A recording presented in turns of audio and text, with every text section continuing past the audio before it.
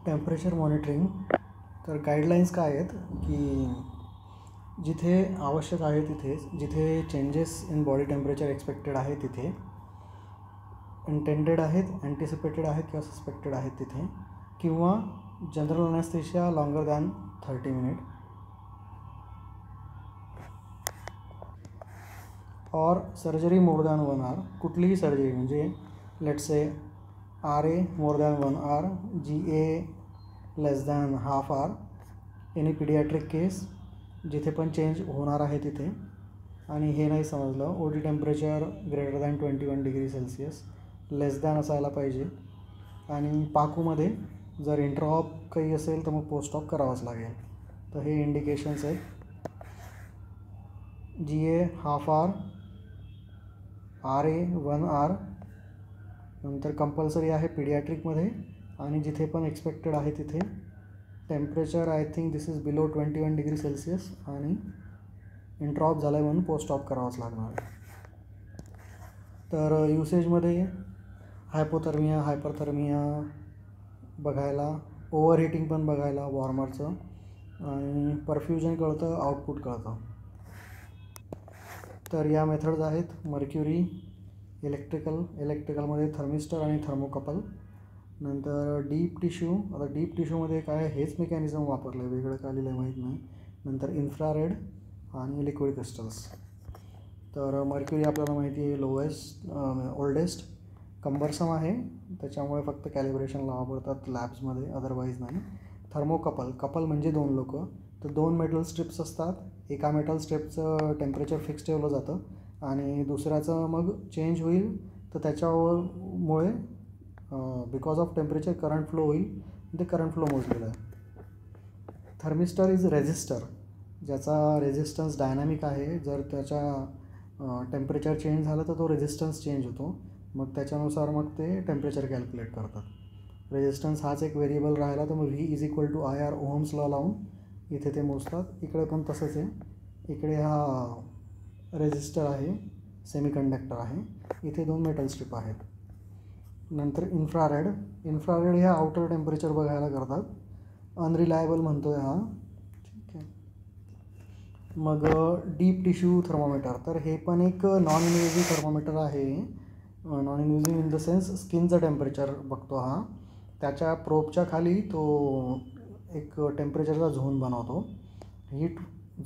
0 heat flow under the probe, आणि मग त्याच्यामुळे क्युटॅनियस फ्लक्स 0 होतो तिथे, आणि मग तिथलं टेम्परेचर मेजर होतं. काय फंड आहे काही कळाला नाही. तर हा स्किन टेम्परेचर फोरहेड किंवा सोलचं बघून तो डीप टिश्यूचं हे करतो, डिराईव्ह करतो. नाव डीप टिश्यू दिलं आहे पण मोजतो स्किनचं आहे.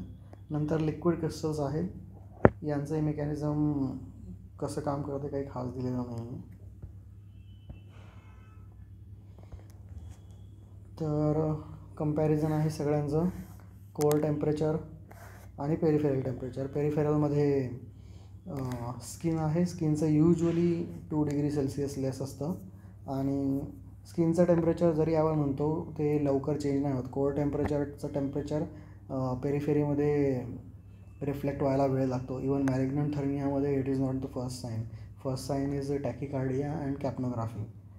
तर पेरिफेरल टेम्परेचर लो यूजचं आहे. नंतर रेक्टल आणि ब्लॅडरचं टेम्परेचर तो म्हणतो इंटरमिजिएट टेम्परेचर म्हणून घ्या त्यांना.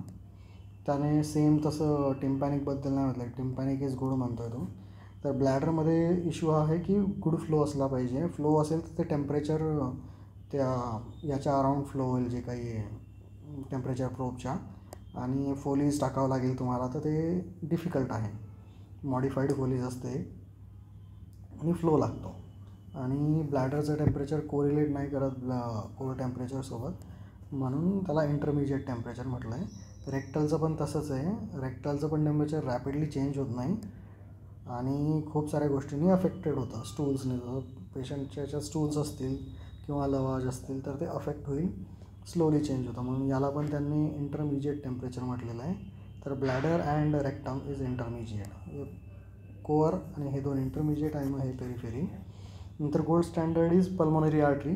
त्याच्यात तुमचा थर्मिस्टर असतो त्या स्वान गॅन्स किंवा कुठल्या तरी कॅथेटरमध्ये, तर त्याच्याने ॲक्युरेट टेम्परेचर कळतं आणि फक्त आहे इन्व्हेजिव्ह आहे. नंतर तुम्ही हे थोरॅसिक प्रेशर आहे ट्रकिया आणि इसॉफेगस, तर ट्रकियल टेम्परेचर मध्ये ट्रकियल ट्यूब ठेवली जाते, म्हणजे इथे ट्यूबवर सेन्सर आहे, स्पेशल ट्रकियल ट्यूब आहे. तर इश्यू आहे की गॅस फ्लोमुळे त्याचं टेम्परेचर चेंज होतं आणि ॲक्युरेट दाखवत नाही. या गोष्टी केजोमध्येच दिलेल्या आहेत, बाहेर तिथली नाही आहेत. आणि इसॉफेगसचं lower 1/3 of oesophagus is considered as core temperature आणि मॅक्झिमम हार्ट साऊंडच्या खालपर्यंत जायचं. तर इसॉफेगल स्टेथोस्कोप्सला थर्मोमीटर इन्कॉर्पोरेटेड असतो आणि तो आतमध्ये टाकला तर आपल्याला टेम्परेचर कळतं. बट मोस्टली वी यूज नॅझोफॅरिंग्सचं पण सॉफ्ट पॅलेटच्या पलीकडे जाऊन जर ते ठेवलं तर इट इज गुड. नंतर मग tympanic membrane is also good, it is close to brain आणि close to ICA internal carotid. Good reflection, temperature चांगल्या प्रकारे रिफ्लेक्ट करतो. आणि इश्यू हा आहे की ते एक्सटर्नल कॅनल कर्व्ड आहे तर टाकायला मुश्किल होतं आणि त्याच्या आजूबाजूला हवा फ्लो नाही झाली पाहिजे जेणेकरून तिथलं टेम्परेचर चेंज नाही होणार. तर हा IR बेस्ड आहे, इन्फ्रारेडवर बेस्ड आहे हा. बाकीचे लोक मोस्टली थर्मिस्टर किंवा थर्मोकपलवर आहे, टिम्पॅनिकचा IRवर आहे. नंतर ओरल आणि ॲक्झिलरी, तर रेक्टलचं टेम्परेचर सगळ्यात जास्त आहे, मग त्याच्यानंतर ओरल आणि ओरलच्या खाली मग ॲक्झिलरी. दोघांमध्ये 1/2 to 1 degree सेल्सिअसचा फरक आहे. रेक्टल इज हायेस्ट, मग ओरल, मग ॲक्झिलरी.